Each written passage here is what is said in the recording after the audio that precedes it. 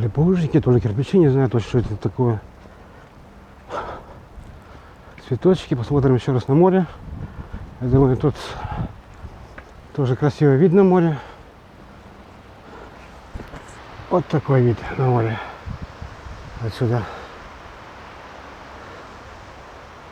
Вот оно, Средиземное море.